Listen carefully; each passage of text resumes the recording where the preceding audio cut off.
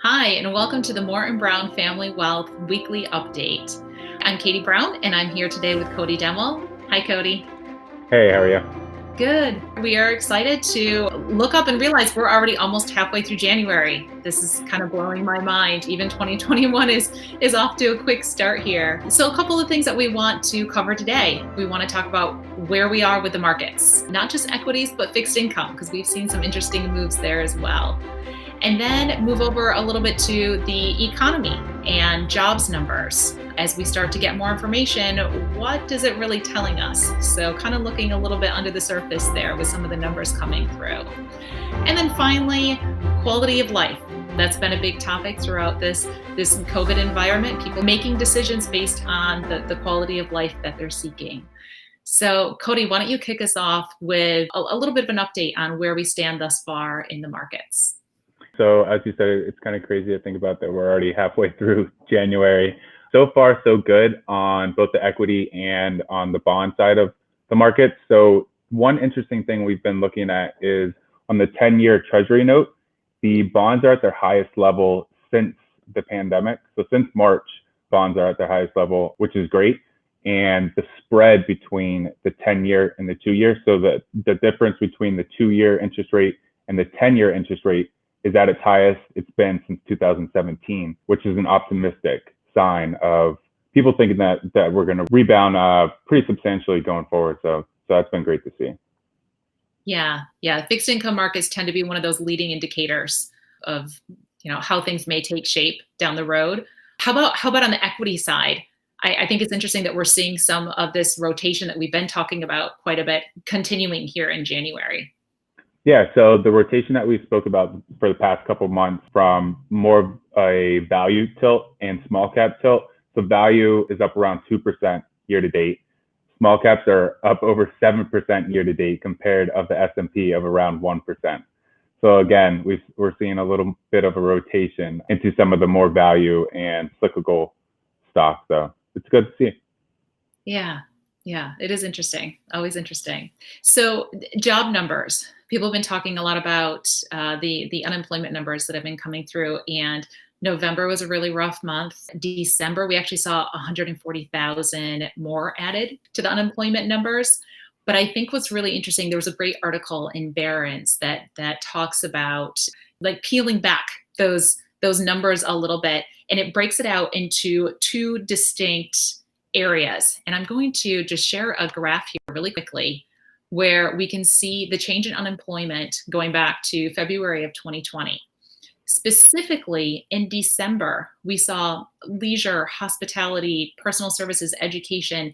They had significant job losses of 603,000 in December, which makes sense. I know by us, things kind of shut down again as we had sort of that, they're calling it like the third wave come through. So there were a lot of things that were shut down. But all other areas combined actually had job gains of 463,000. So not, they didn't quite net out. So we still had some negative numbers there. But the fact that all of these other areas are actually adding jobs, once again, it's a very optimistic perspective to take. And so there's a lot of discussion around another stimulus package that may be coming here shortly and how that could specifically support some of these areas. And it's that excitement to kind of get back to normal, I think. How are you thinking about the jobs numbers, Cody? Yeah, so I think that is important to think about that all the other industries besides obviously pretty much the travel industries and where you're doing things in person did have a gain. It's obviously unfortunate to see the job loss in the leisure, hospitality, restaurants. Obviously unfortunate to see a loss there, but hopefully whenever we get coronavirus under control, the vaccines keep rolling out, that will rebound pretty fast and we'll be in a great spot. Yeah. As we mentioned, there is more discussion about another stimulus package coming through here shortly with President-elect Biden, probably shortly after his inauguration. And I think he said, the package that went through in December was really a down payment for what's to come. And a lot of focus on that vaccine distribution, some more individual payments, some money going specifically to support some of those industries and some of the local municipalities. So we'll see how that takes shape. That might be a better discussion for next week. Once again, it's sad to see some of the sharp job losses in a couple of areas kind of a very specific area. But then everything else growing is, looking back to March, everything fell. We're no longer, hopefully, in that situation. So we are seeing a lot of growth in most of the industries out there, really. Yep. All right. Quality of life decisions. That's something else too. Now, once you get through a full calendar year, then you start to see all of the reports for what happened last year. And in 2020, we saw a lot of changes in residencies. Maybe not surprising, but interesting to see, transitions from some states, which coincidentally or not, are in a much higher kind of tax structure, into other states that are in a lower structure. Where are some of the places that we're seeing people moving from and maybe moving to? A lot of people are moving out of New York, which obviously has higher taxes, California, and a lot are moving to Florida, Arizona, Delaware, all pretty low taxes. But then again, obviously, unfortunately, some people had to start retirement a little early with everything that happened on the coronavirus.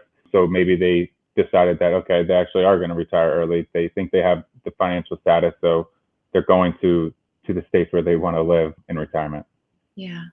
And I think there's a combination there. I think it was some people that were given the opportunity, maybe positively or negatively. Maybe they weren't planning on it, but the opportunity was presented to them and they said, okay, I'm going to go for it.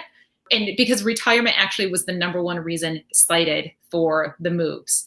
And I think there are some other people that said, I'm done. I'm ready to retire now. And they made that active retirement decision to proactively decide, I'm going to do this, or I'm going to make a significant pivot and really focus once again on that quality of life. A lot of the movements for the most part, as you mentioned, were like New York, New Jersey, even Connecticut, Illinois. I'm going to say some of the colder states. So maybe some of it was to go to a warmer climate down in Arizona, Texas, Florida.